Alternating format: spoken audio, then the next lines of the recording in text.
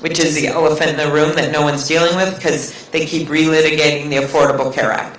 And this affects everyone. It's seniors, yeah, but it's people my age and younger who have kids themselves who want to make sure their parents can retire with dignity. And this means strong Medicaid and Social Security, but it also means being innovative, like making it easier to buy long-term care insurance by reducing premiums. It is also about making it easier for people to stay in their homes, or I know, which is an issue in Salt Lake City, having more affordable housing and places where people can live, so maybe people will have a place to move to, condos or apartments, and then that frees up the housing stock for other families. And I have a whole affordable housing plan that you should look at our website at amyklobuchar.com. The other thing that we need to do is take on the challenge of workforce, which you have some of the same issues in your state that I have in mine. And I know we have that free college for all out there. I actually don't think that that is the best thing for our economy, because when I step back and I look and I say, okay, what is best for our economy? Well, it's matching our economy with our education system.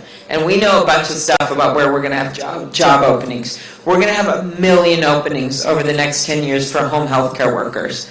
We have no idea how we're going to fill them. Over 1 million openings. Those jobs, people need child care, universal child care. They need some retirement, or they're not going to take those jobs, right? And we know we're going to have a lot of openings. Then we're going to have, these are just examples, there's many others, over 100,000 openings for nursing assistants. Those are 1- and 2-year degrees, so we don't know how we're going to fill. We're going to have over 70,000 openings for electricians. We are not going to have a shortage of sports marketing degrees. I always say, there's always someone that gets mad at me when I say that. But we instead are going to have a shortage of plumbers. This is true. So then you step back and say, what are our needs and how can we best fill them? Well, the first thing we know is that we should have strong K through 12 and preschool. And I've got a way we can pay for that to get some more money for teachers and the like. 2, 1- and 2-year degrees being free, because those are the fastest growing jobs right now in our country. And many students, like my sister, who didn't graduate from high school, she had some trouble. She went into manufacturing. She got her GED. Then she got a 2-year degree at a community college. And then she got a 4-year degree in accounting and has been gainfully employed ever since. There are many paths to success. And what we don't want, this is a really weird statistic, in community colleges right now, nearly 10% of the students already have a 4-year degree. Because they now need a degree in something that's going to get them the job, that's going to help them pay for their loans and the like. I'm saying you're always going to have some of that, that's fine, people retrained, but to me that feels backwards. Okay, then the last thing is Pell Grants, doubling the Pell Grants for 4-year degrees from $6,000 to $12,000 a year, and doubling the income level up to $100,000 a year, so more people can get them, because that's not loans, that's money, and that'll go directly to people to help them with 4-year degrees.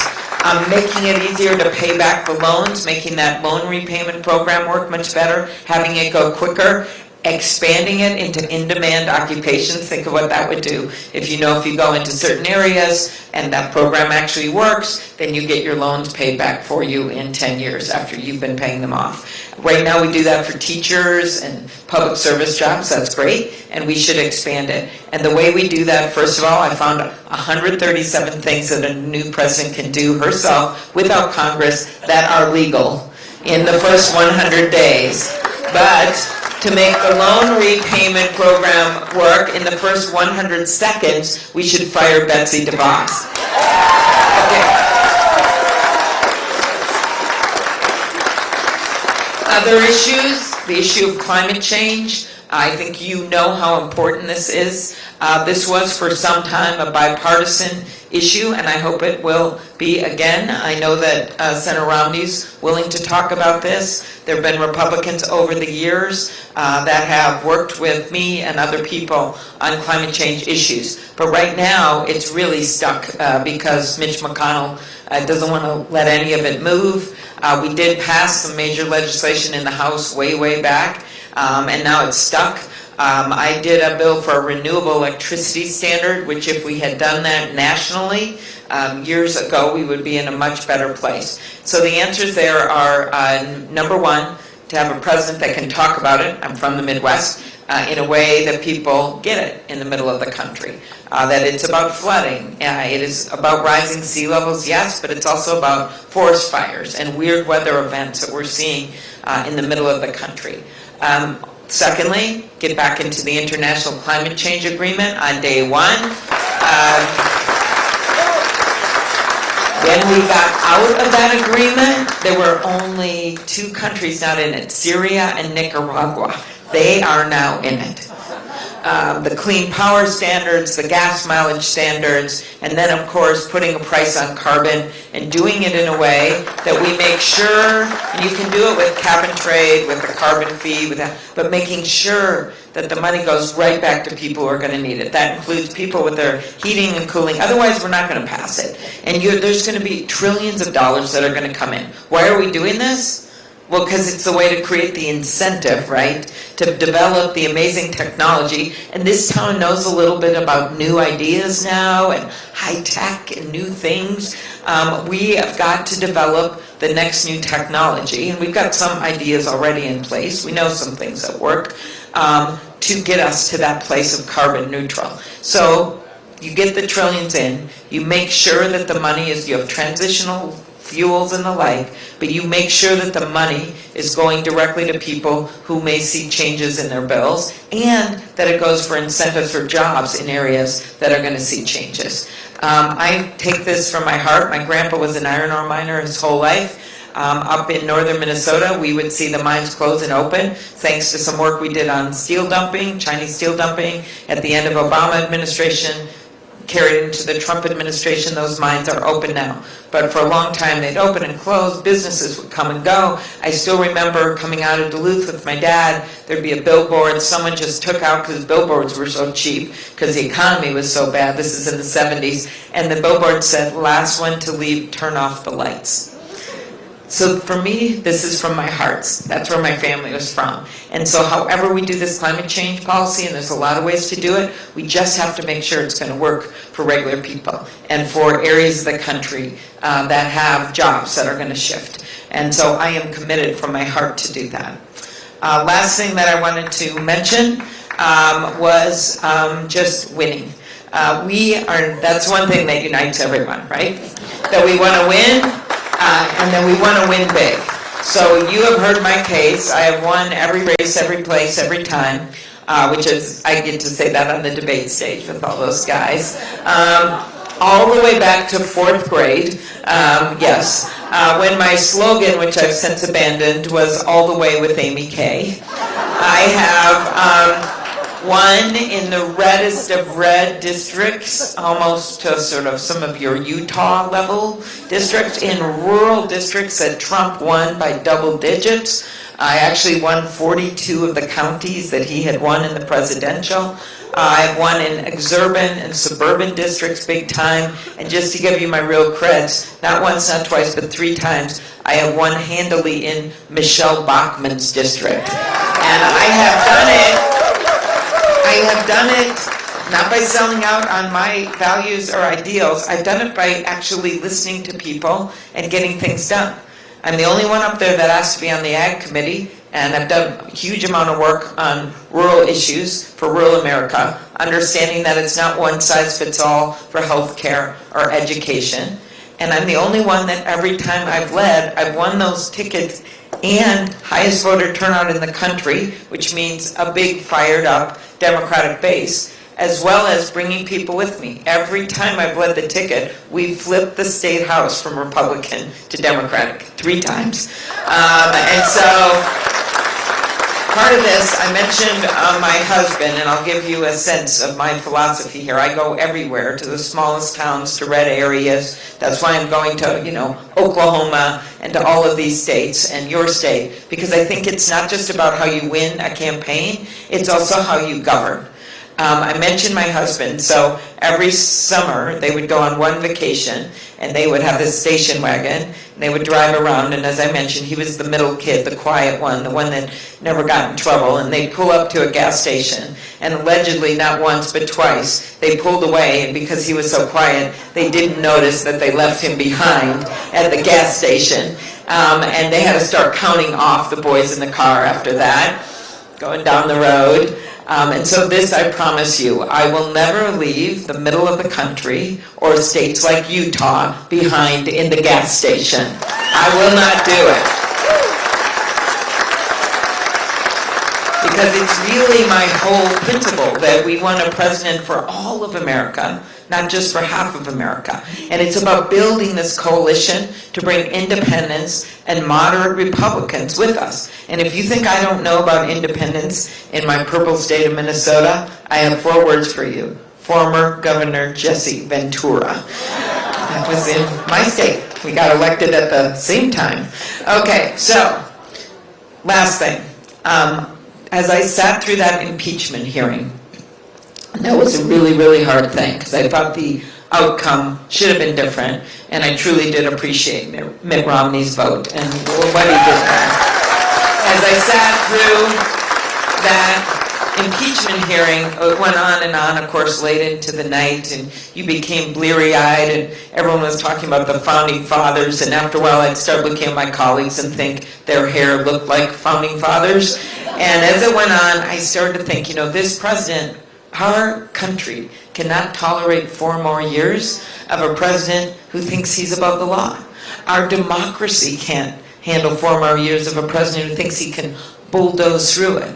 And the American dream can't handle 4 more years of a president who thinks that he can choose who lives it. And I've so appreciated the leadership out of Salt Lake City and this state when it comes to immigration reform, actually. For me, and I've noticed it, because I see this as a moral issue, but also an economic issue. That immigrants don't diminish America, they are America. That we need workers to start small businesses in our factories and our fields. 70 of our Fortune 500 companies are headed up by people from other countries. 25% of our US Nobel laureates were born in other countries. Immigrants, as I said, don't diminish America, they are America. So that's really, really important, and that goes to the American dream that I mentioned. And anyway, so I sat through that impeachment hearing. I started thinking about other presidents. Your mind wanders. Other presidents that put our country in front of their own partisan interests, in front of their own private interests.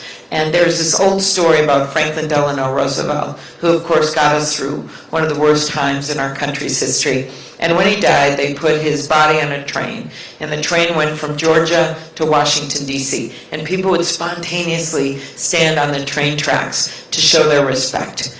And a reporter was standing there, and he saw a regular guy sobbing, the guy had his hat in his hands, and the reporter says, "Sir, do you mind me asking, did you know the president?" And the guy says, "No, I didn't know the president, but he knew me. He knew me." That is the empathy missing right now between this president and the people of this country. And that is the sacred trust that I promise you I will restore. It is this idea that you should have a president that can actually put herself in the shoes of the people out there. So if you know someone that is struggling between paying for the long-term care for their parents, like my situation with my dad, or child care or college for their kids, I know you and I will fight for you. If you know someone that's trying to decide, do they fill their prescription for insulin or their refrigerator with food, I know you and I will fight for you.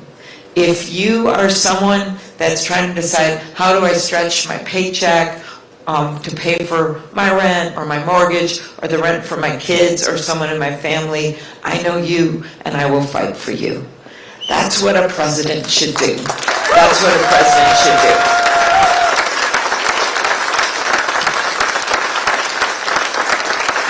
The very last thing I'll say is I know that I don't have the biggest bank account in this race, although ever since that New Hampshire debate, we literally brought in millions and millions of dollars in 1 week, which enabled me to put on TV ads and go into the Super Tuesday stakes. But what I have is people. And the reason I picked that color green for our signs is that it's the color of one of my political mentors who sadly we lost, Paul Wellstone.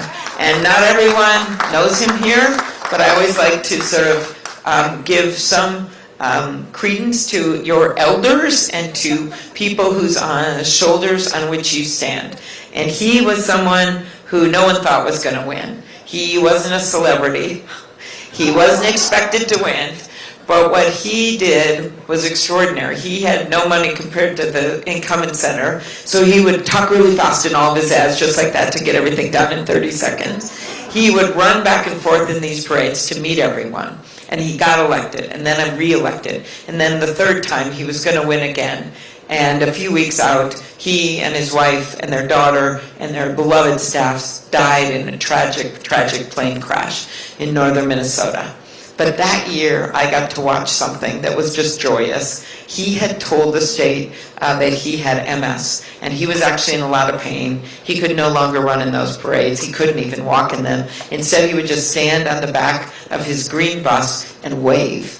And what was so amazing about it was that he had energized so many people in these green shirts to run around that bus in this endless motion that you didn't even notice he wasn't running himself.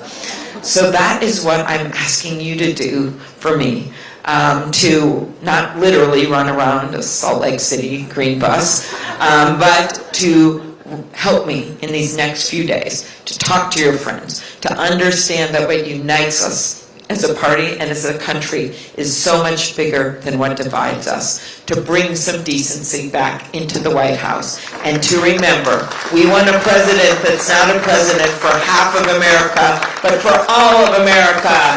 Thank you so much, Salt Lake City. Thank you, Utah. Thank you, everyone.